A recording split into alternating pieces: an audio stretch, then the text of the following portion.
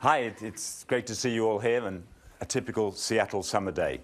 So it's wonderful to see you from so many universities and so many countries. And this summit, I hope you will find really interesting and exciting about the future of computing. We have a great program of research talks and three major themes. The themes are machine learning, the cloud, and big data. I'm actually not so happy about big data. I prefer to characterize it in the examples that I see by 3 V's: volume, variety, and velocity. But be that as it may, big data is the phrase that we use. So machine learning and the cloud can, I should have a new slide at some point. And the next one. Great. Okay. Is about making informed, intelligent decisions, putting together data with huge amounts of computing power, with clever algorithms and machine learning to help you make decisions which will transform not only the business world, but I also think can help with the critical problems facing humanity today. So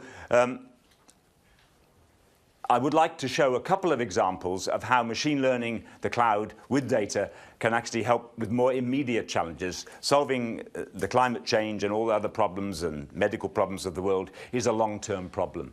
But I'd like to take an example of forest fires. In Western USA, we're plagued with the increasing frequency and severity of forest fires. And this is an example, a tragic example here. In Yarnell, Arizona, a few weeks ago, 19 firefighters lost their lives when the wind changed and so on.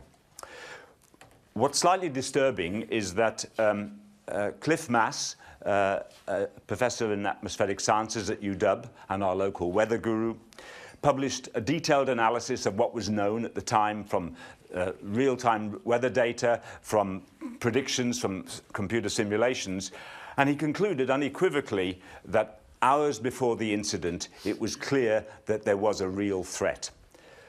So, what can we do about it? Well, fires are not just a problem in the USA. In the summer of 2007 in Greece, there was severe drought conditions, and there have been 3 consecutive heat waves of over 105 degrees Fahrenheit. There were over 3,000 serious forest fires from the period of June to September, and the most destructive was in August and got out of control. It was threatening the outskirts of Athens, and this is a headline from the Telegraph showing that 56 people were killed in that fire. The fire was finally extinguished in September. So the outcome of those fires that summer in Greece, it burnt 670,000 acres of forest, killed over 80 people, and destroyed more than 2,000 buildings. So how can machine learning and the cloud help prevent or minimize such disasters in the future? So after this summer, this terrible summer in Greece, Microsoft employees and researchers in Greece and here went together to see if they could do something about it. And what they did was work with Greek university professors to build intelligent decision support systems to help firefighters. They chose to deploy it not on the mainland, but on a Greek island. And on a Greek island, a serious fire could be catastrophic, could be existential threat. So what the system does, it models and visualizes the risk of fire ignition, and also, given the weather conditions and the wind conditions, it simulates the fire propagation. The data sources included predictions of the computer weather model, real-time data from sensors and satellites, the topography of the island with the vegetation and the forest cover, the road networks, the locations of emergency vehicles, the history of fires in urban and agricultural areas, and of course had links to fire and emergency services. What the cloud gave them was on this island, it gave them access to compute and storage resources at a scale that was not possible locally. What machine learning gave them, it gave them the computation to use their algorithms with this data to make probabilistic risk predictions, and that was the key. So with this system, it's now deployed, fire crews can identify dangerous weather conditions, they can identify critical fire risk areas, and they can take some remedial action. So it's clearly possible if we had such a system deployed in Arizona, it might have helped with the firefighters at Yarnell. I visited Austin, Texas in January. I was giving a keynote at the American Meteorological Society. And afterwards, I paid a visit to the Texas Commission for Environmental Quality. Now, I didn't expect this agency to be high on Rick Perry's agenda, all right? But it is. Even though in Texas, I'm not allowed to say climate change, I have to talk about periodic climate variation. But the reason is clear. This is a lake bed in Texas. And this was in July the 4th this year. The reason is water management.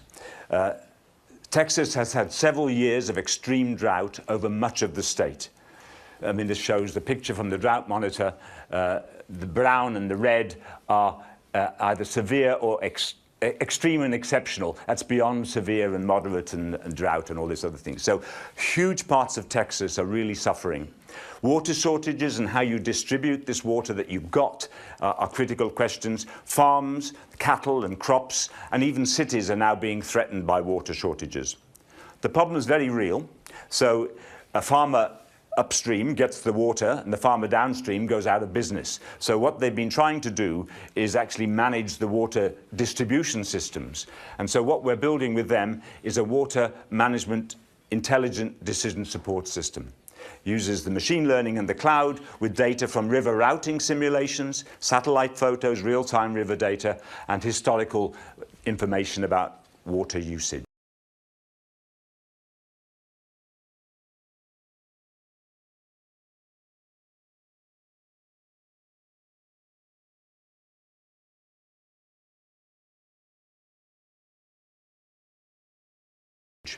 So machine learning and the cloud can really make a difference here and now. And on your seats, you'll find one of these. If you want to apply to use some of free Azure resources from our cloud, you're welcome to have a look at that.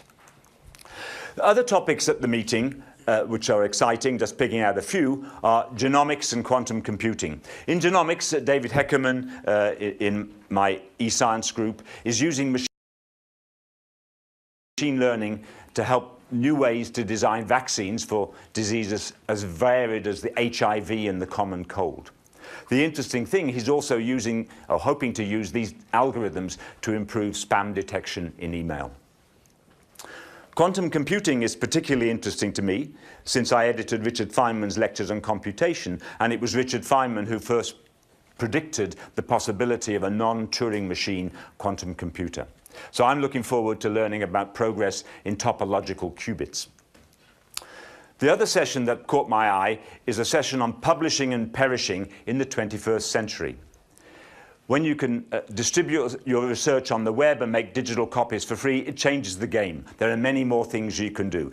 And I thought I'd show this slide from a talk that Bill gave in 2005 at Supercomputing, which shows a new era of reporting. It shows that there are different ways of there's the traditional review process, but there's also other ways of measuring impact, and that's what this panel will be discussing.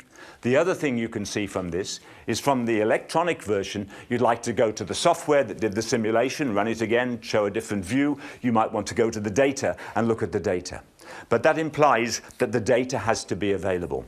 So Jim Gray had this vision of all scientific data online. So the vision for this global digital library for science was that you can go from a research paper to go to the supporting data. You can add your data, you can make new connections, new discoveries, and then publish your results linked, of course, to your data. So Jim believed that such an open data platform would both increase the speed and the efficiency of the way we do research.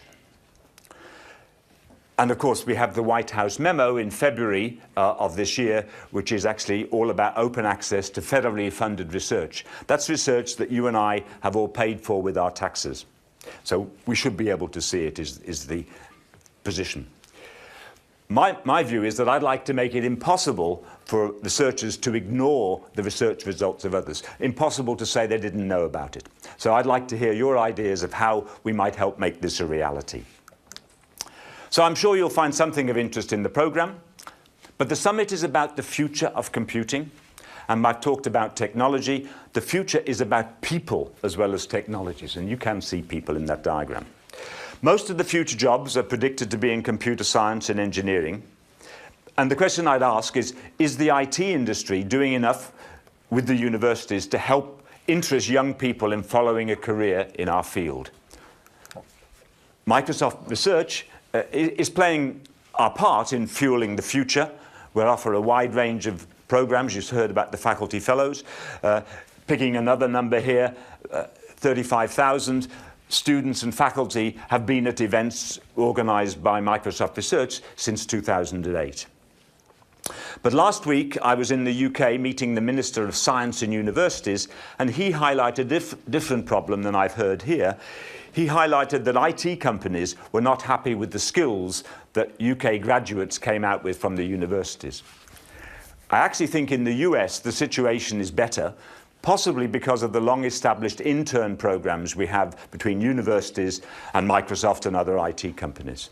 Just to pick another number here, Microsoft has about 1,000 interns a year for 1,000 researchers distributed over 7 labs across the world.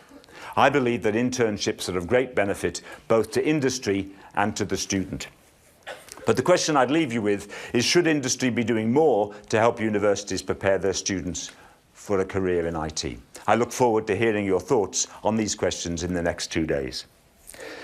So finally, the summit is about the future of computing, whether you're using machine learning and the cloud to develop whole new businesses or to fight fires.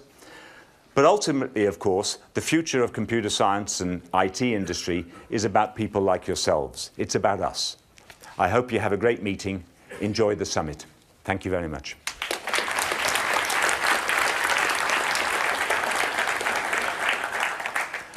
Great. Well, now, thank you very much for that. We're happy to recognize our 2013 Microsoft Research Faculty Fellows, and I'll ask Harold Javid to join me on stage. Harold. Thank you.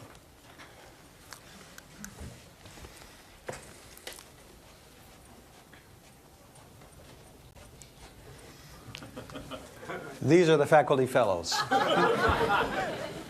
No, we'd like to bring them out one at a time and present them with their award and greet them here with all of you.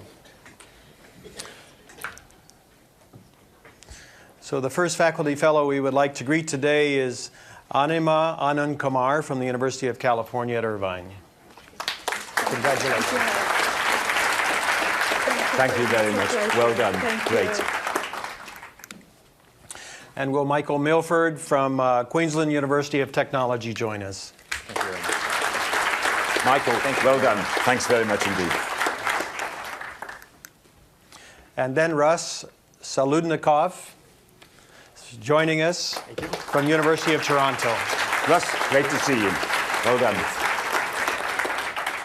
And Michael Shapira from the Hebrew University of Jerusalem. Michael, great to see you here. Thanks very much. Monica Tentori. She's come to us from the Center for Scientific Research and Higher Education in Ensenada. And finally, Ryan Williams. Welcome. Stanford University. Ryan, great to see you. Thanks very much. Katrina Liggett from the California Institute of Technology was not able to join us today. So this is our group of 2013 Microsoft Research Faculty Fellows.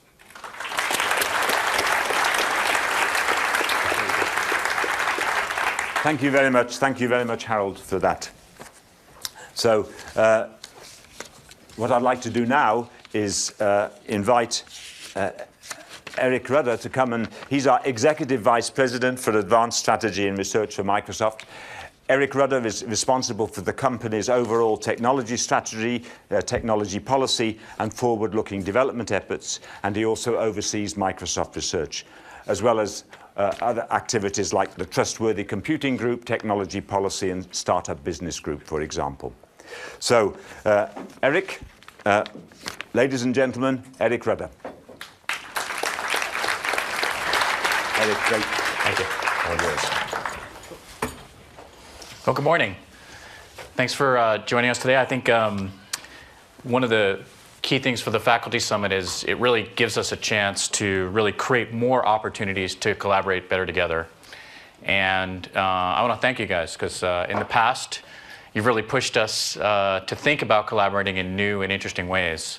It was actually at one of the earlier faculty summits a few years ago that folks came up to us and said, you know, that Kinect sensor, it's really cool. I'd really love to use it with some of my students or some of my own research.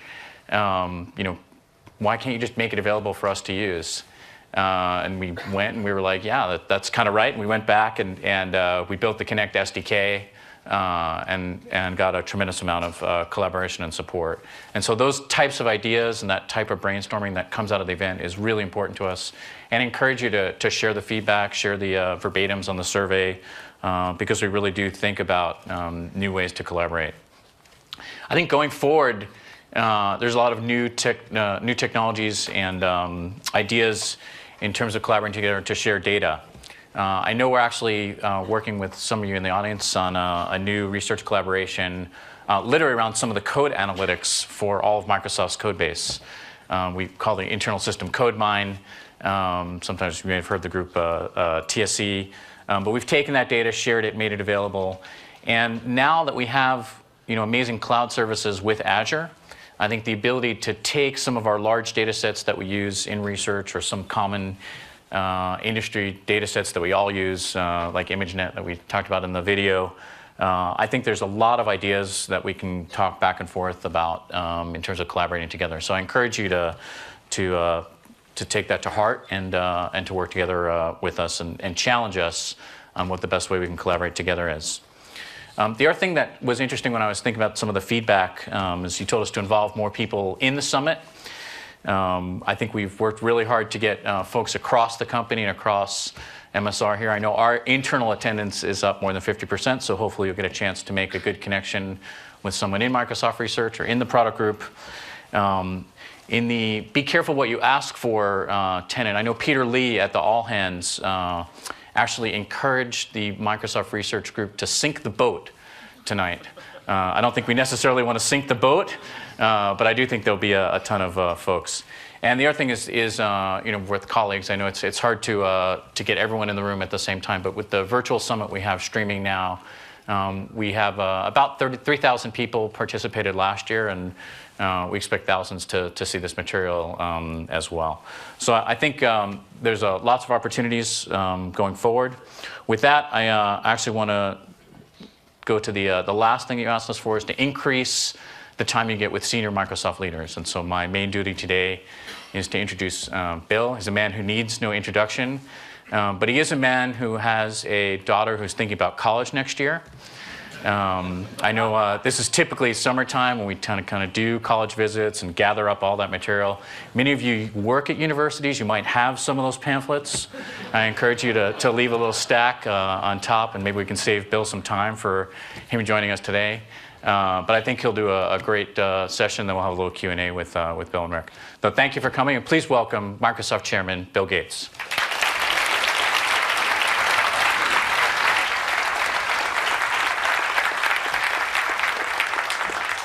Well, good morning. It's great to be here.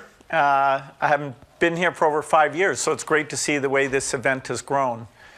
And I think it's fair to say that we're in a golden age of computer science. The original vision of Microsoft, that we ought to dream about what software could do if we had infinite computing and infinite storage, that almost is our reality today. And so it's amazing for me to see how that's being applied, whether it's user interface with vision, speech, pen, with modeling in rich data areas, with machine learning. It really seems like that idea of the powerful assistant that can help us get things done, help us derive deep insights, that the progress we'll make in the next 5 years and 10 years will be really unbelievable. Even our friends in the hardware industry are giving us better screens, better sensors, things that let us exercise the magic of software. For Microsoft, that means taking something like Office and going from documents to deep insights, taking something like search and going from links to answers to task solutions. So software has only achieved a very small portion of what we want it to do, and even you could say what we need it to do. If you look at things like climate modeling, energy innovation, so much that this field has to contribute to solving broad science problems. I thought just as a kickoff, I'd give you 4 examples of things that I work on at the foundation before we go into the Q&A, and really highlight how in each of those areas it's software and digital approaches that are letting us be very ambitious. The Gates Foundation really focuses in 2 areas. One is education. That's primarily focused in the United States. And then the other is a series of global issues focused on the poorest in the world, including disease. That's by far our biggest thing, over $2 billion a year that we spend there. Agriculture, finance, sanitation, a variety of things that relate to the poorest. So let's just start with education. Last week I was down with Saul Kahn talking about the work he's doing with his Khan Academy website. The foundation's been the biggest funder of various MOOCs to see what can be done, not just for the type of people, the more elite students who are probably the first-time users of those systems, but also looking down at the students who may not make it through college, where remedial math, remedial writing classes really discourage them. And they have a hard time thinking through what are their skill sets and how do they match up to a profession that might be high paying. They have a hard time organizing their time and their finances to make sure that they're getting through for those things to work. And what we're seeing is that not only at the course level itself, to help model what the student knows and interact with them in a way that is encouraging, but even in that idea of the career decision, what are the credentials they need, or even monitoring to see if they don't show up for a class, immediately engaging with them, ideally in an inexpensive digital way, but perhaps knowing that the counselor needs to go in there and talk to them about their career goals. The United States has the highest dropout rate in higher education of any rich country. We actually are fairly middle of the road in terms of the percentage that go to higher ed, but we drop to below average in the percentage that graduate because of our uniquely high dropout rates. And of course, at the same time, we have a financial conundrum that if we're going to give more people college education, the cost is going up and the financial resources for that aren't generally available. So taking the courses, things like math, letting you know where you are, making it more personalized, drawing in your teacher to see what you've been doing. A lot of excitement there, and so we're funding that. Over in the health area, we work on diseases like HIV, malaria, all the childhood killers, pneumonia, diarrhea. And for us, disease modeling is a big area. We have a gigantic Windows cluster machine where we do stochastic modeling. We built a group of about 25 people that work with other universities on disease modeling. So things like weather, transport, mosquito populations, immune system state, a very rich model because our goal with a couple diseases, first with polio and then with malaria, is to actually go for total eradication. So understanding what tools do we need, drugs, bed nets, killing mosquitoes in the case of malaria. In the case of polio, it's looking at the genetics of the virus, seeing where it's spreading, understand how the kids move around, what we need to do to boost their immune systems. Those tools will make all the difference in terms of developing the confidence in what we do and coming up with the right tactics out in the field. Another example is agriculture. There it's genetics, where we're looking at the crops coming up with some very important improvements. We're putting things like vitamin A and iron into the crops. Bananas in Uganda within about 3 years will have those micronutrients. That's very important. We're putting in disease resistance. A big crop in Africa is cassava. There are 2 diseases that are now wiping out about 30% of the production. And it's not just a numeric thing that it's 30% across the continent. It's some farmers who this crop, which is sort of their backup crop, they have a complete wipeout. And that means that they really are destitute, not able to feed their family. Well, by putting in some additional genes, in this case an RNAi interference technique, we're able to block these diseases. And so how do you get that out? How do you make sure people feel, from a regulatory point of view, that's going to be safe and available.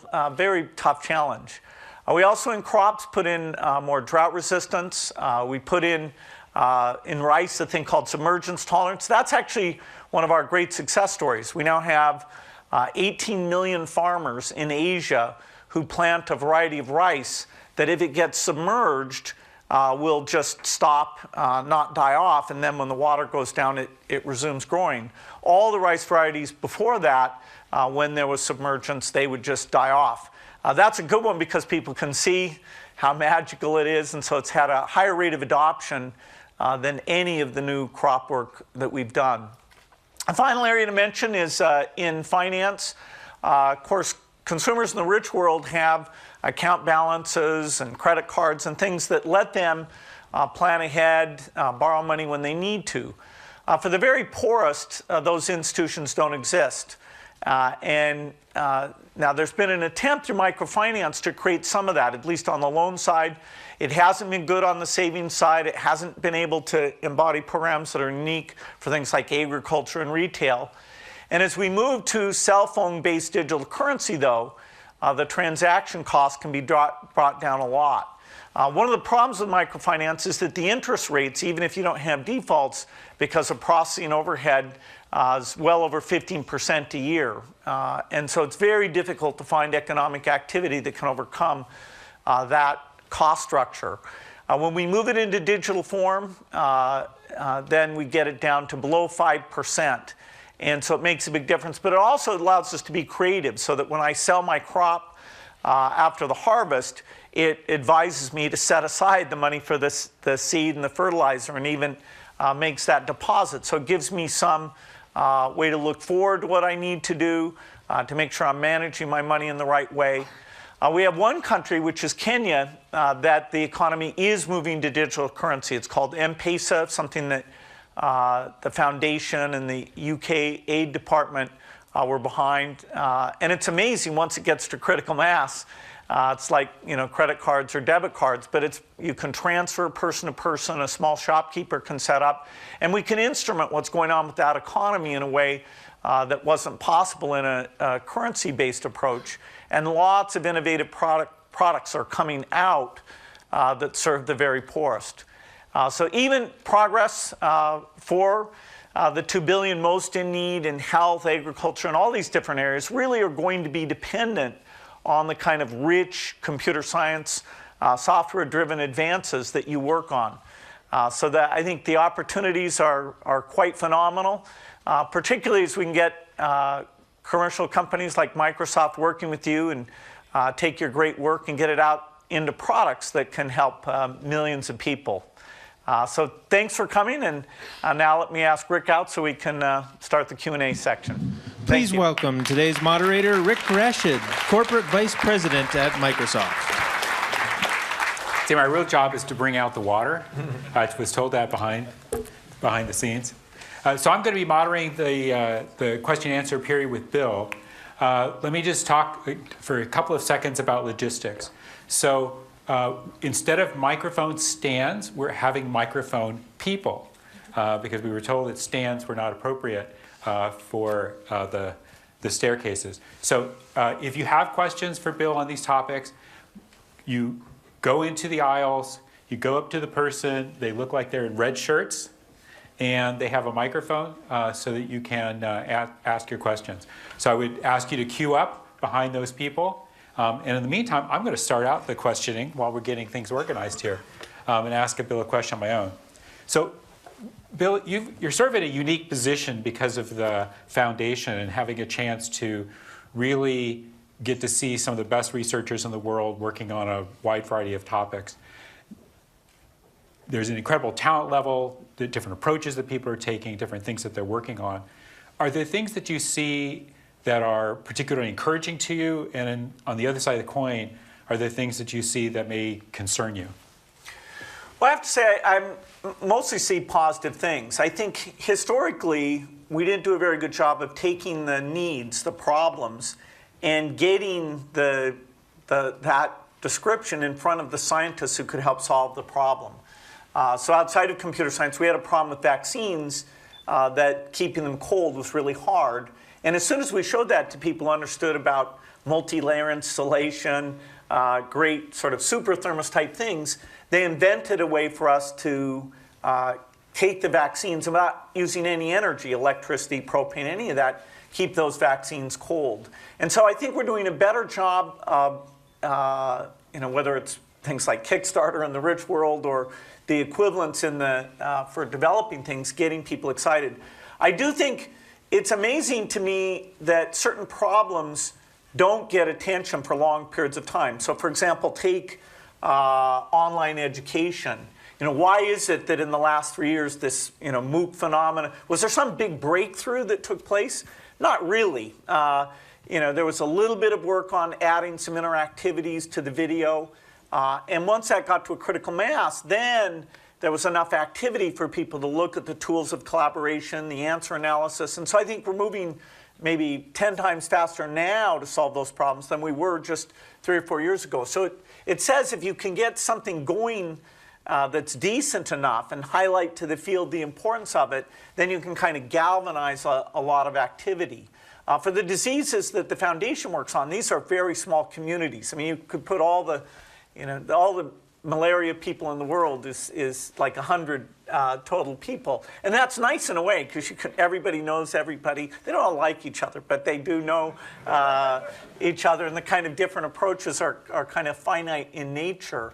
But more and more people are getting educated. We're able to share information globally in a better way. We have a deal with China where any science we see in their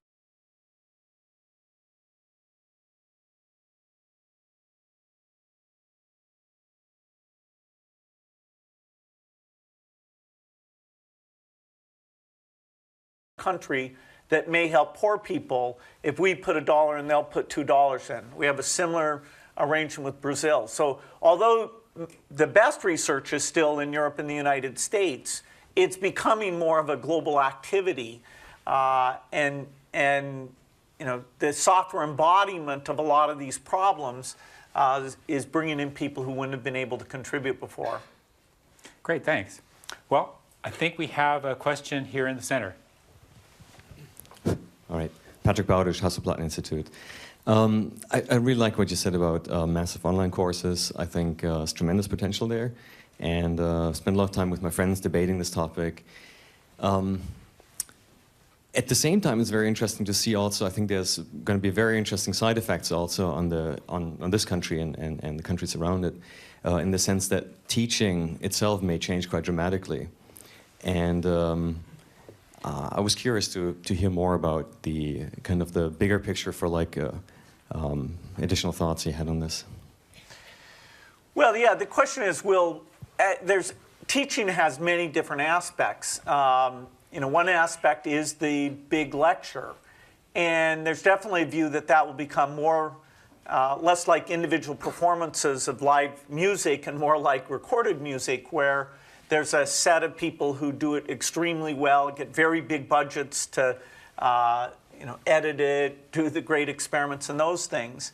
So like going back to Walter Lewin's physics course, which was the MIT open courseware initiative, about 100 times more people watched him than watched place-based activity. And so taking that and raising the quality of it and making it available for free, that's clearly going to happen.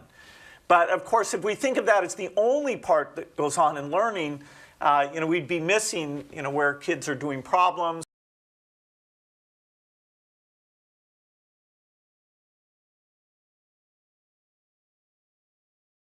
When they're in labs, where they're in study groups, where they're discussing topics, many things don't fit that big lecture format. So how we take the digital technology and take those other aspects is fascinating to me. One thing that our foundation tracks a lot is this dropout phenomena. And what's incredible is that the so-called for-profit sector, although they've been properly admonished for their over-marketing, over-promising, in some cases suggesting people would get high-paying careers that they're not likely to get, they're because they are sort of profit-driven, the way they track students and see exactly what's going on, they call you within a few minutes if you don't show up for something. That kind of hand-holding, some of which is embodied digitally, is a best practice. And so public universities haven't had that idea of, okay, what is the state of this student? What's all our evidence about how we need to intervene or help or things of that nature? So digital is in many areas. For elite students, people who would have bought, Learning Company, Great Courses type lectures, this is a golden era, the ability to learn a lot of topics. I find it just absolutely phenomenal. And we're seeing as we take knowledge like public health knowledge, get that up online, we're able to raise, say in sub-Saharan Africa, where the access to this material has been very poor, or even proving your competence against this material, there's been no ability to do it. It's quite revolutionary in terms of driving competence into health departments that were just isolated and not able to know what best practices were. So, we're on the beginning of something really quite profound, even though the temptation to oversimplify it is quite great. I think we have a question here on the left. Hi, I'm Ganesh from IIT Bombay. You mentioned that there's substantial work on online courses for the US. Now, what about countries like India? Just to bring to your attention, in India we have more engineering colleges than the US and China put together. And a lot of students in colleges are quite disillusioned about what they would like to do. And there is also kind of narrowing down of the funnel as you go to these cities. So students are left with very less opportunities. So, so my question is, what about online courses in countries like India? And also importantly, beyond colleges, there are also data centers in villages spread across a country like India where a lot of data gathering happens. So there's also a case for capacity building at these data centers so that data analysis, using machine learning, data mining, can be performed in a decentralized manner. So what are your thoughts on this? Well, at the end of the day, a lot of education is about getting a credential that helps with your employability. And the gold standard for that today is you go to a university where you spend time physically, and the idea of how you learned it and what you learned and the proof that you have this ability, those are tied together. I see those things decoupling, that the way you prove that you have certain skills can be very straightforward, and there can be a lot of people who are competing to help you gain that knowledge. Certainly this is going to be a global phenomena. The challenge of educating all the people who should be educated is much worse once you get outside the U.S., although the economics here are the most grueling. There are other countries participating in these things, but having scanned the landscape, the U.S. is the place where the most interesting stuff is happening right now. Now that stuff is all localizable. I was down at Cannes, we were looking at the Spanish version, the Portuguese version, the Turkish version, the Danish version. It's not that hard when you do these things to make these incredibly global in nature. Now making them appealing, making them rich, making them deep, that's what's hard. The IIT lectures are available. They've been videotaped. But if you want to see some lectures that you might not make it to the end, if it's optional for you to watch, there's quite a few examples in there. Just sticking a camera in front of somebody who's got a captive audience, doesn't measure up to what's really going to be necessary in terms of being one of these lectures that contributes on a very, very broad basis. So, given the cultural focus on education in the Asian countries, the adoption rates and some of their own innovations are going to be really huge. And as you say, it's not just for four-year college, it's also for vocational type activity, it's for the high school level. The high school and the university stuff have been a bit decoupled. The K through 12 has been mostly stuff like Khan and really kind of trying to engage the student with game type technology, whereas the university stuff is more of the MOOC thing. But that boundary is a pretty soft boundary as well.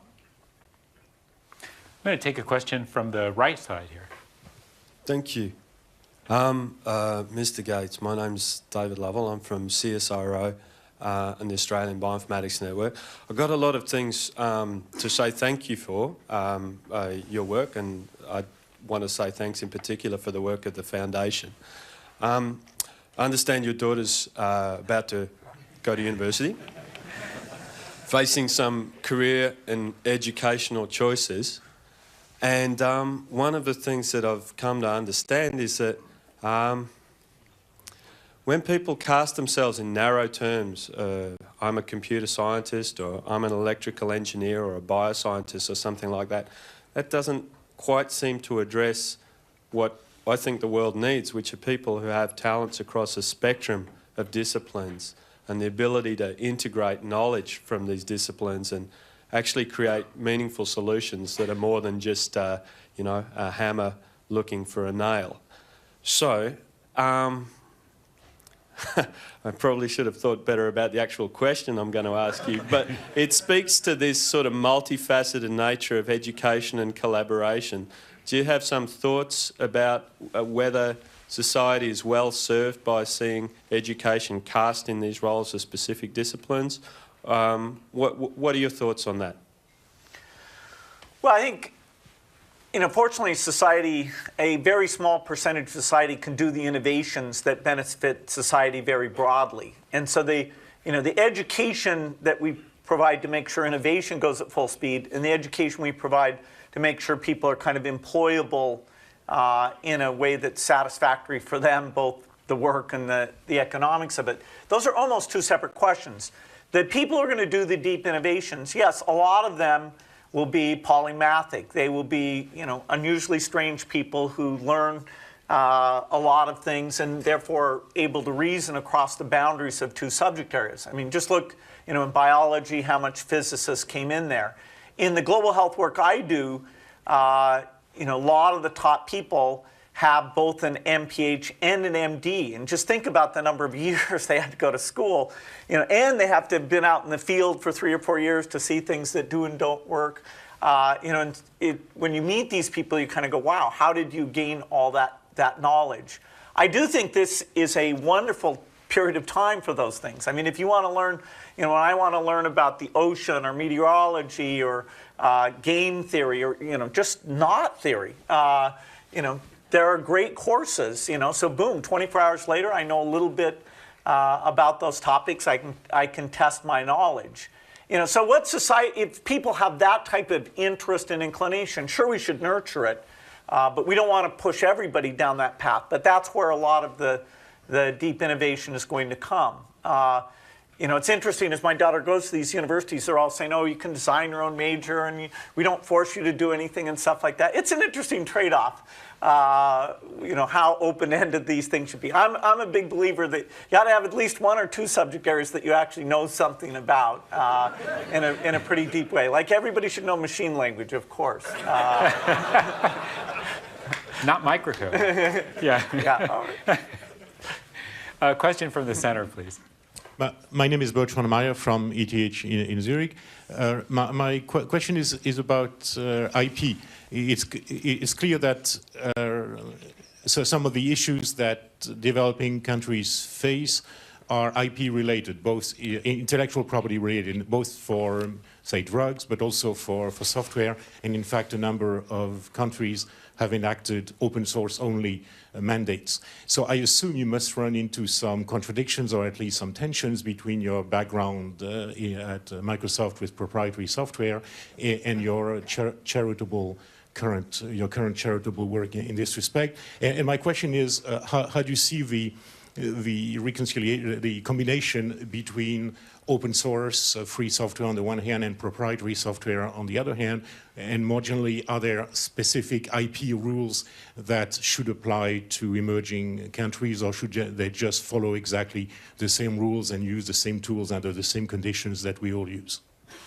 Well, you know, thank God for commercial software. You know, it actually funds salaries, gives people jobs, you know, terrible stuff like that. And, you know, thank God for free software. Free software lets people get things out there. You can play around, build on. And so, the two work very well in a nice common ecosystem. And no, I don't see a big difference country to country. It's very similar to what we do in the foundation at this point. We've saved about 10 million lives that otherwise wouldn't have been saved. And our goal for the next decade is 50 million. But we never would have been able to do that except for our partnership with the pharmaceutical companies.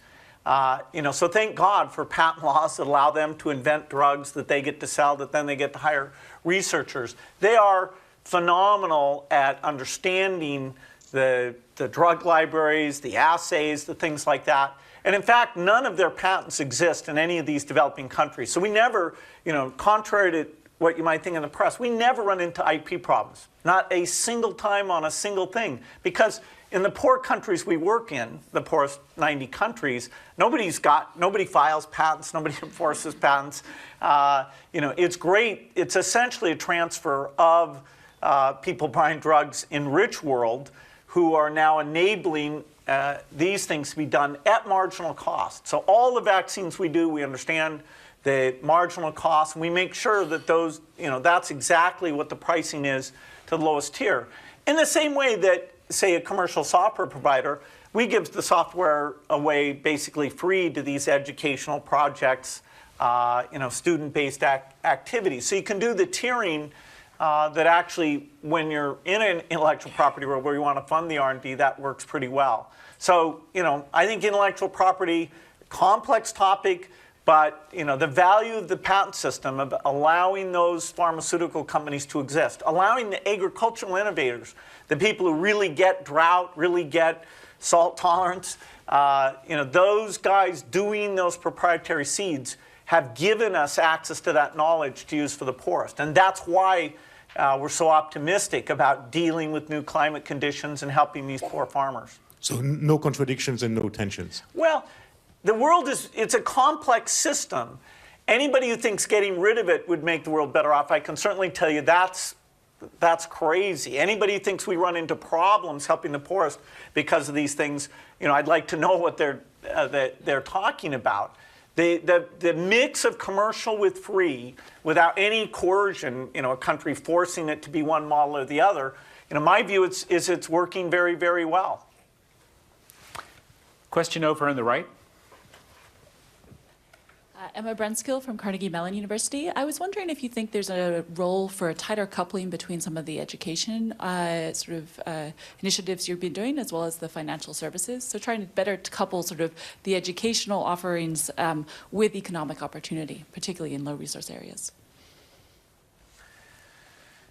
Well, education in a broad sense, there's two key factors. One is the personnel system. That is, are the people who go into the education system well trained?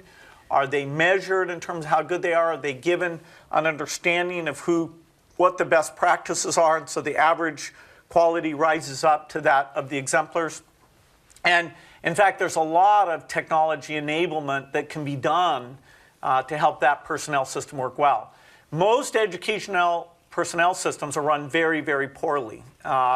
In South Africa and in India, teachers don't show up about 25% of the time. In Mexico, the teachers union wouldn't tell the government who is employed. Now, just 6 months ago, they were taken out of that position. So the political willingness, particularly for K through 12 in developing countries, to run a good personnel system, just getting the basics right can make a huge difference. And some Asian countries have done that very well, better than the US. And most poor countries have done it even worse. And we're just talking about very basic things there. Bringing in technology will make a difference. There's a very exciting company called Bridge International, which is a private school in Kenya that uses a tablet-driven approach so that their teachers are all going through a very specific set of activities, and it's very well monitored. And it's amazing to see how quickly they are able to branch in the comparison of them to the public system and how that can be done. So fixing, when you go into a poor country, you want to fix health, you want to fix agriculture, you want to fix education, you want to fix governance. And You know, it's the magic blend of those things, all of which reinforce each other. If you have ill health, you tend to have all those other things worse. It's those things that get you on the path to what, you know, the good news is most of the world now lives in middle-income countries. Countries that to some degree, like Brazil, Mexico, China, have gotten these things right. There's about a third of the world lives in countries where these things haven't come together. And it's clear that innovation, particularly technical innovation, new vaccines, new seeds, monitoring things to make sure government workers do what they're supposed to, including education, that we can make much faster progress to get these people out of these poverty traps now than ever before. So Bill, we've got a question from the streaming audience. So what role do you think wearable technology is going to have in education?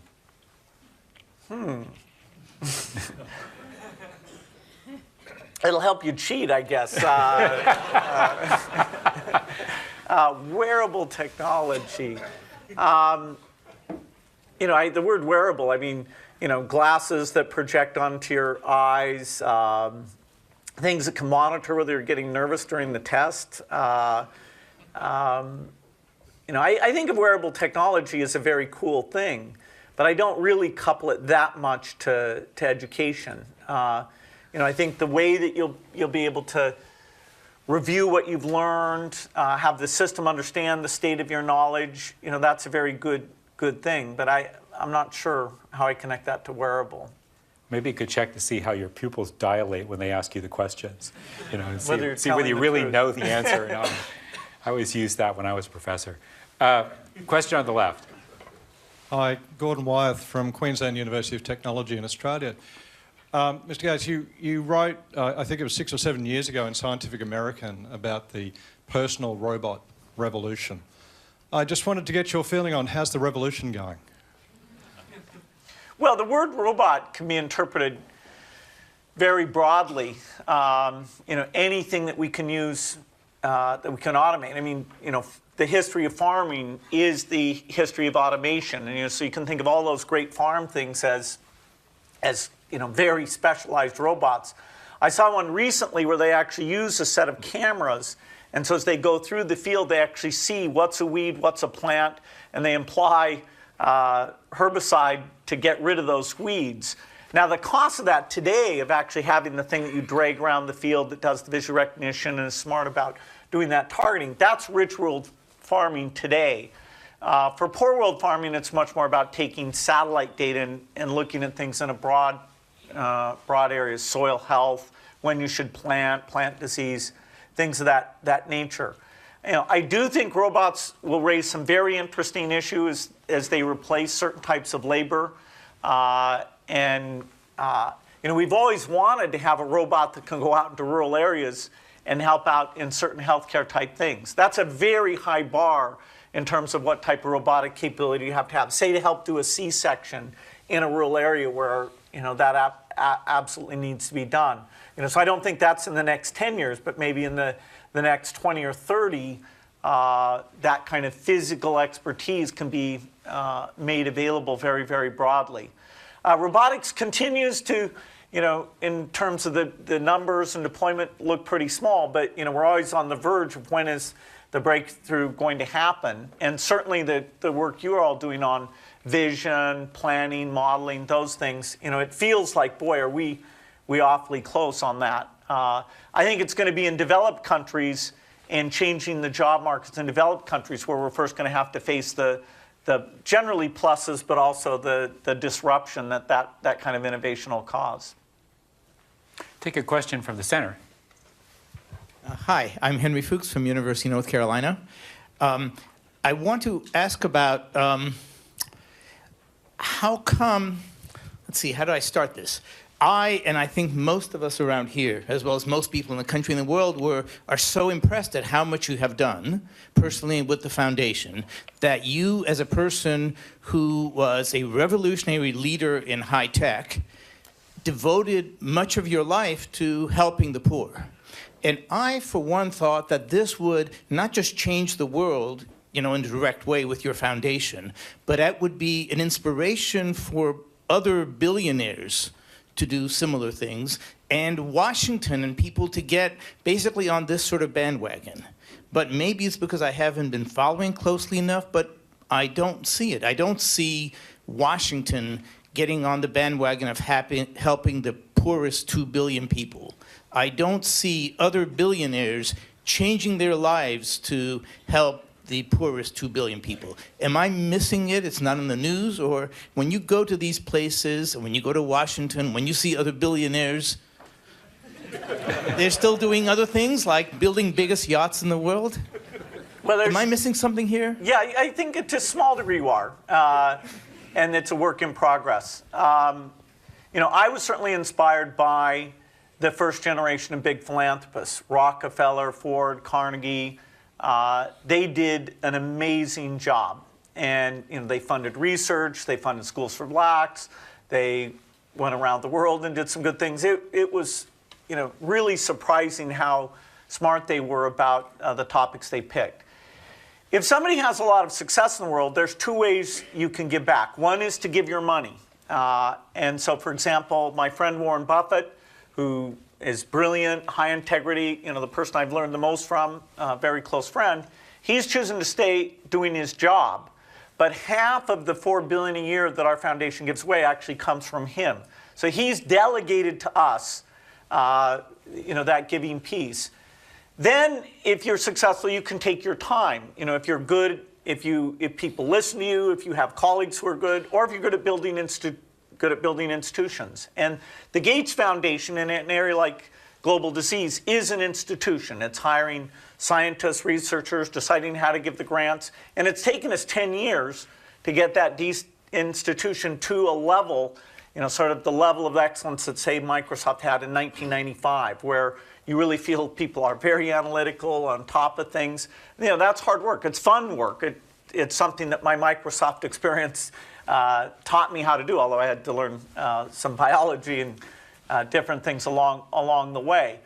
We've created a thing, myself and Warren and my wife Linda, a thing called the Giving Pledge, where now 100 billionaires in the United States have all committed during their life or through their will to give away the majority of their wealth. And we get together. It's been going for 3 years now. We get together on a regular basis. We get more people joining. We're doing the same internationally. Whenever I'm in China, I go and sit down with people who are wealthy. And the nice thing about China, and to some degree India, is it's mostly first-generation wealth. And first-generation wealth is where you get the greatest generosity, because you don't think of yourself as a dynasty or a bunch of aristocrats. You actually think, hey, this is strange. Why does somebody have this much of society's resources? And, you know, it's probably distortionary to give it to my children. Therefore, what can I do? How can I give it back to help those most in need? So I do think we're in a second golden age of philanthropy. A lot of that philanthropy expresses itself in very diverse ways, not necessarily for global health. One other point on one thing you said, the government foreign aid budgets, which are, if you take the Europeans that are 60%, the US that's about 20%, foreign aid budgets are about $130 billion a year. And so in terms of the bulk of money that helps the poorest, now some of it's not well spent, but even, you know, factor it down by factor of 2, is government aid money.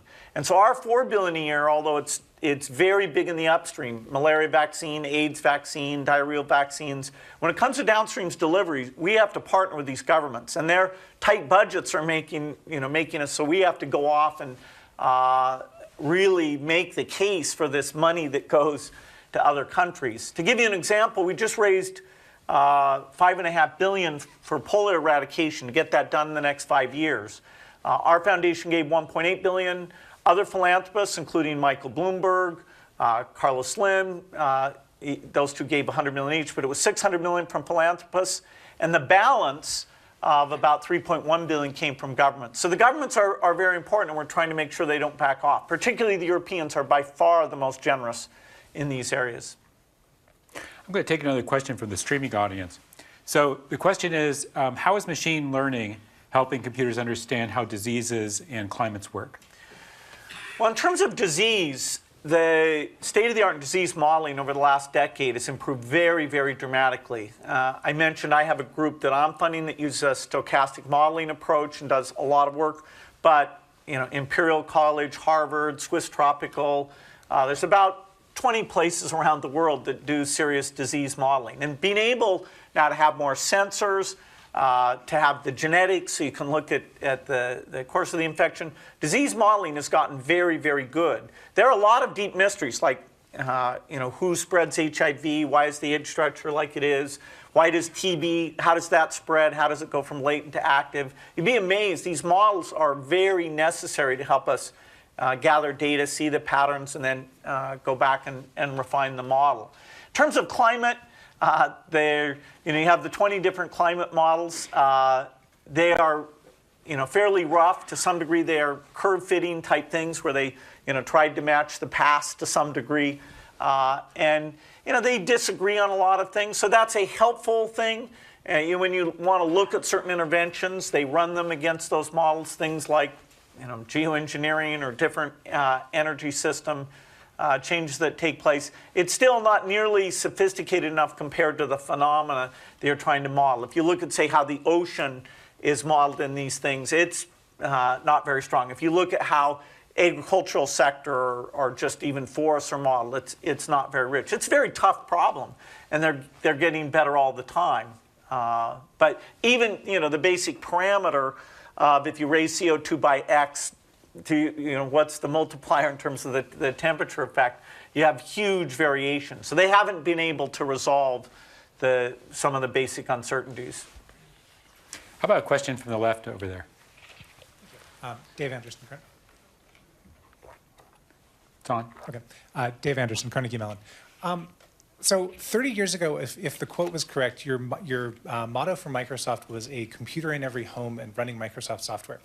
And it seems like you won. But when I watch my friends who are not the kind of people you'd see in this room, and I watch them use their computers, and I watch when I use my computer, I think one of these is very not like the other. And admitting that we've all got big geek hats on, I think there's still this enormous gap between the way that a trained computer scientist or uber geek uses computing kind of pervasively throughout their life to automate and simplify and avoid all the boring stuff that we all hate doing. But our history of computing is littered with the carcasses of attempts at automators and visual programming languages and things like that. So what is the next step that we ought to take in order to make it so that more ordinary mortals without computer science degrees can benefit even more from the computers that you've managed to get into their houses? Yeah, that slogan, a computer on every desk in every home, that comes from 1975. And it did have, at the end, internally we said running Microsoft software. But outside we always said a computer on every desk in every home. And I think we actually got rid of that as the mantra like 10 or 12 years ago because at least in the rich world we were on a path to have that take place. And the idea of tools of empowerment, tools of understanding, tools of creativity and communication. I think we took something on that was a bit more broader. After all, now it's not just one computer. It's a computer in your pocket. It's the deep sensors. It's the way these systems are going to work together with profoundly different UI. It's certainly true that the way people use the web, the way people use Office, they're way short.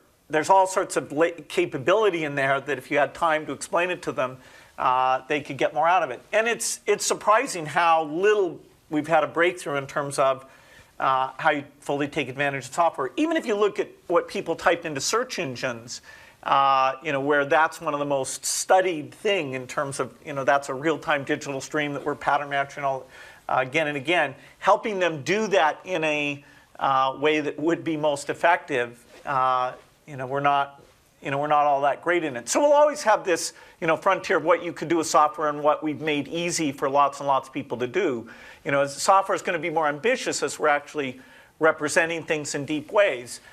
As everyone gets essentially what we'll call the personal agent, it's been talked about for decades and now really is possible, where we see where you're going, we see your calendar, we see your various communications.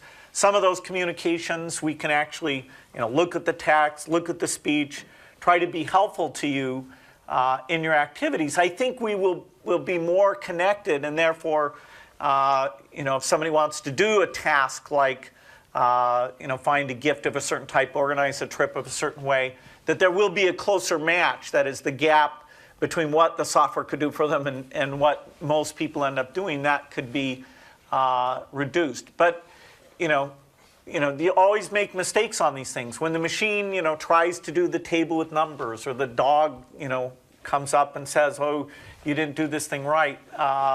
Microsoft Bob style, which is a long time ago, we tried a little personality that was definitely premature. I think it will reemerge, but perhaps with a bit more sophistication.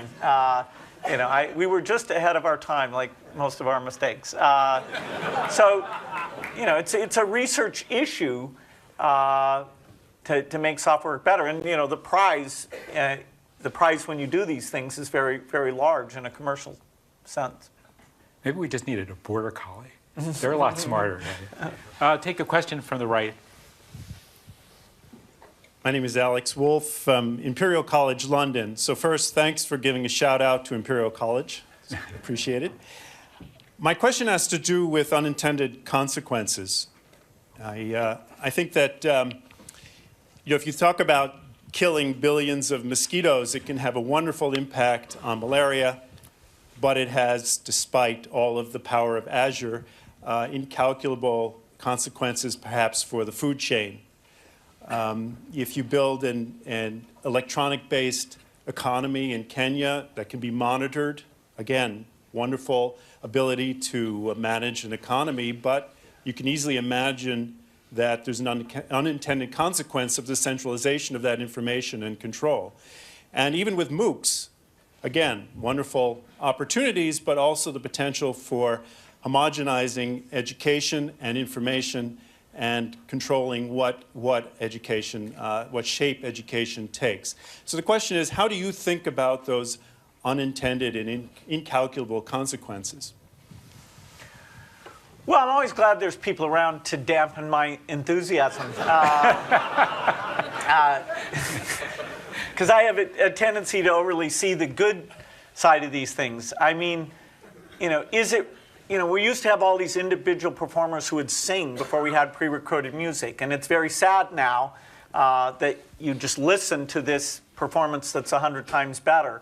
I think MOOCs are going to be like that. And, I feel sad about that. In terms of unintended consequences, it's very hard to match what is potentially scary in terms of bioterrorism. The fact that we understand and a small group of scientists could create something that can literally kill billions. And we actually need to allow there to be surveillance systems that would be out there and try in advance in a trusted way, using the information for the right things, to interdict that type of unintended consequence.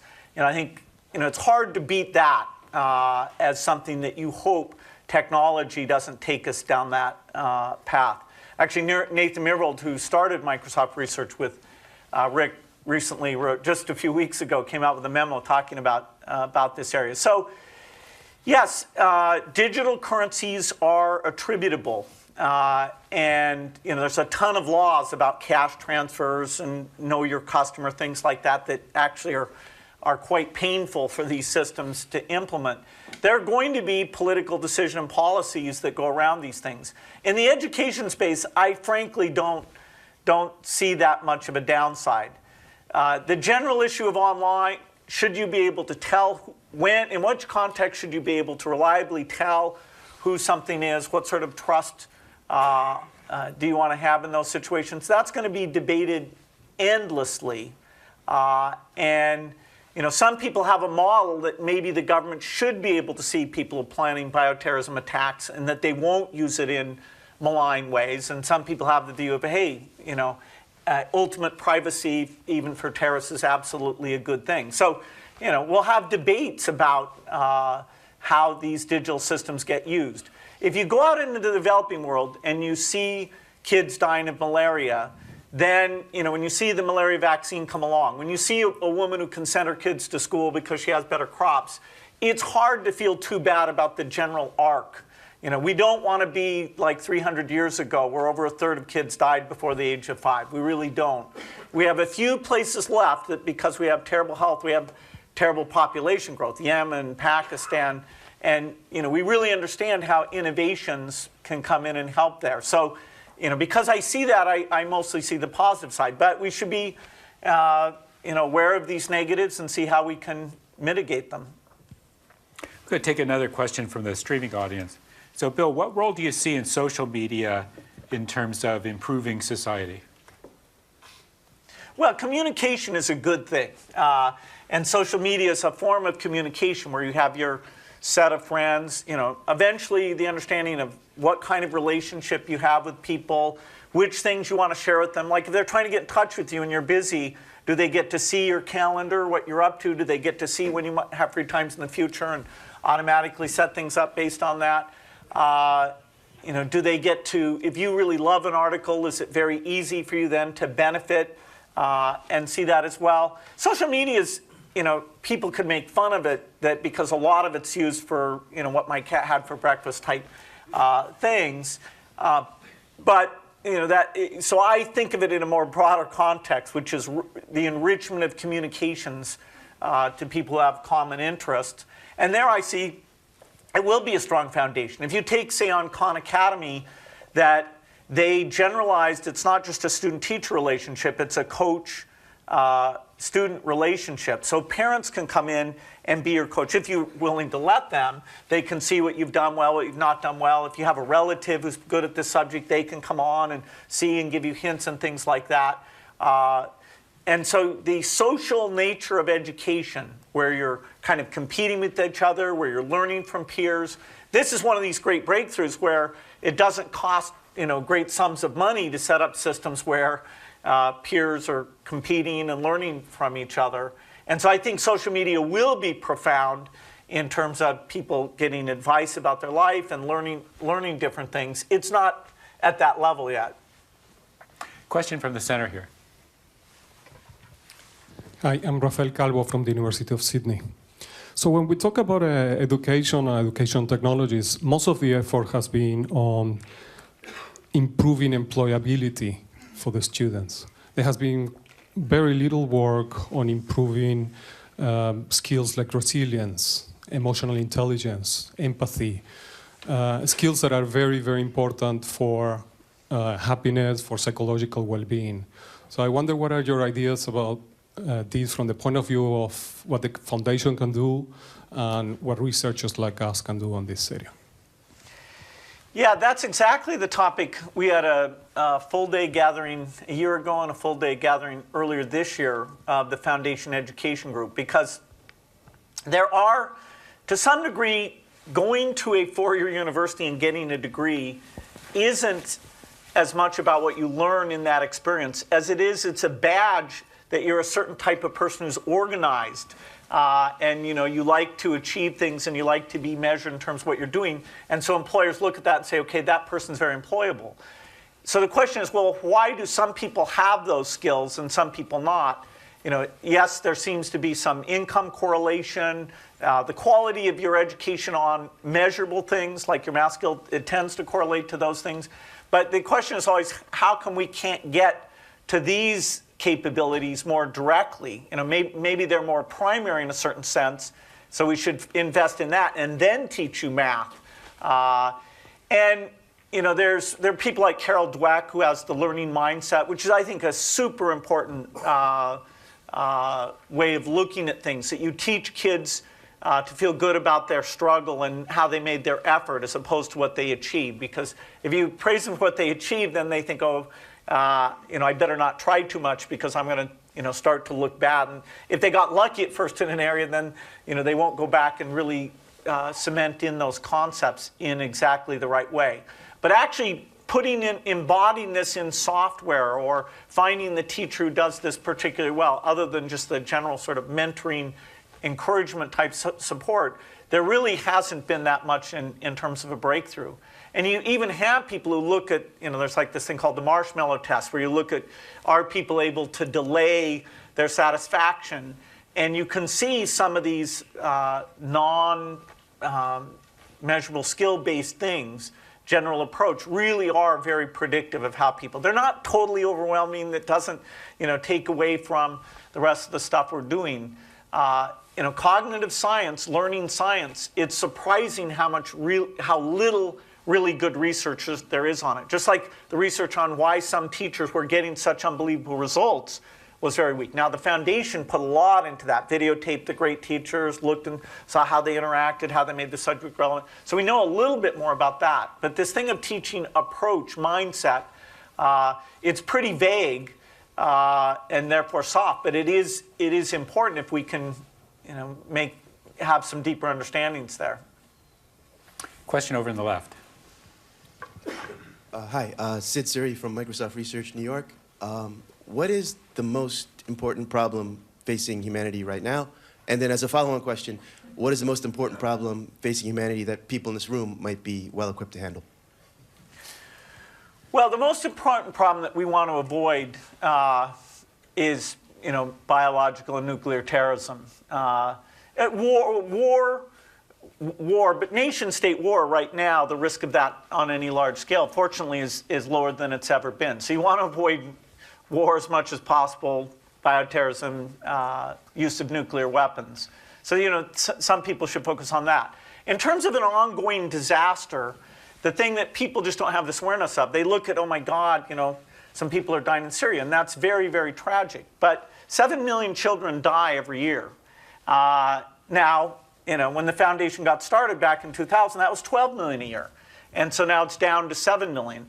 The majority of that reduction is new vaccines. Higher distribution rate of new vaccines for diarrheal, respiratory type diseases, getting those out to people. Certain interventions that have helped with malaria brought that down from 1.2 million to 0.7 million, 10% of the 7 million a year who die.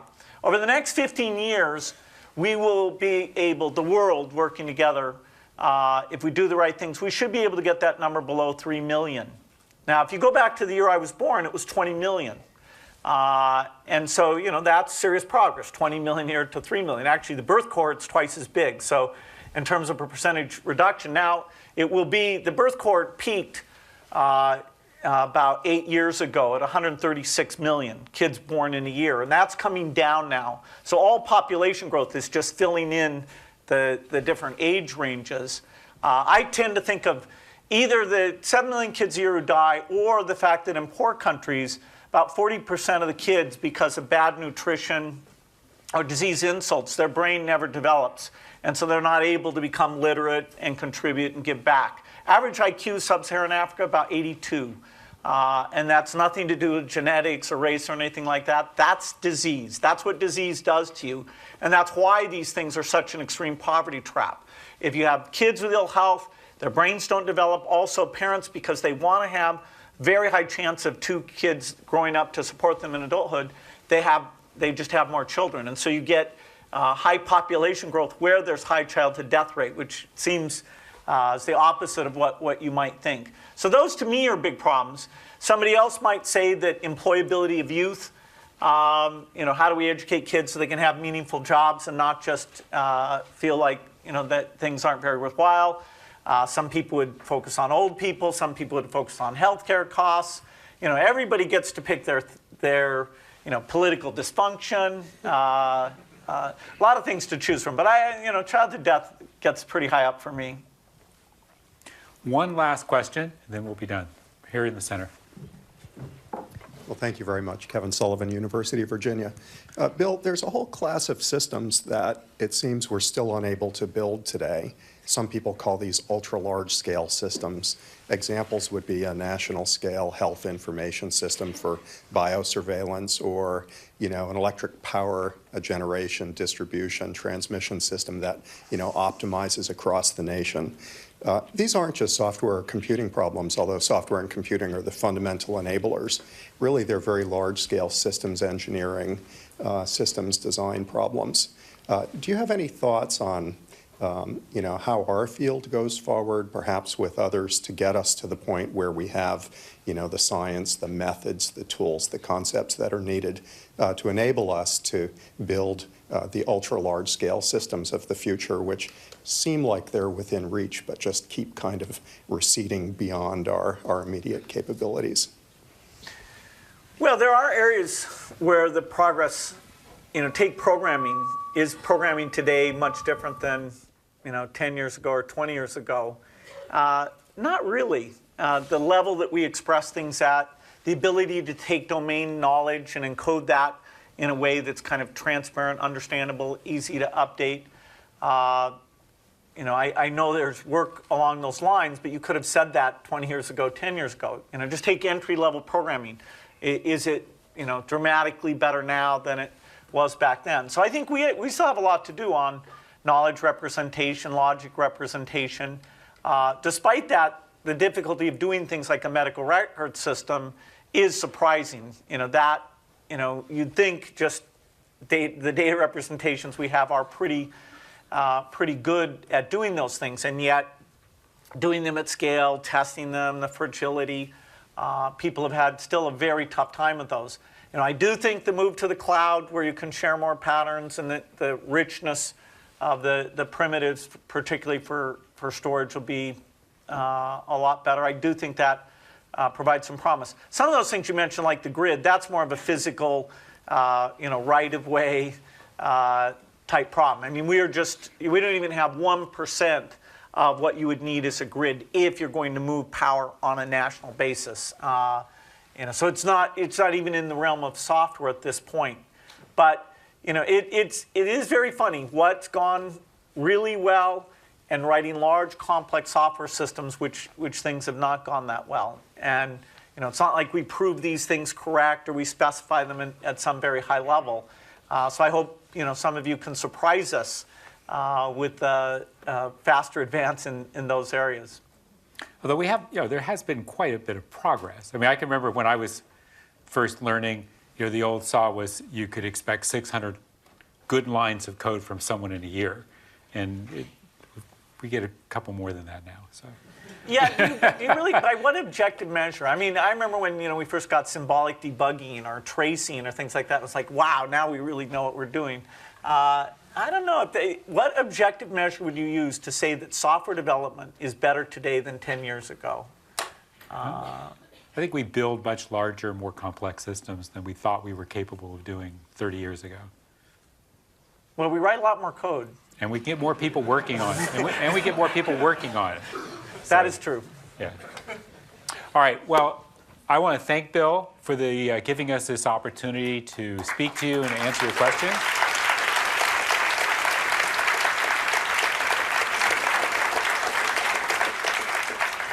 And thank you. Thank you.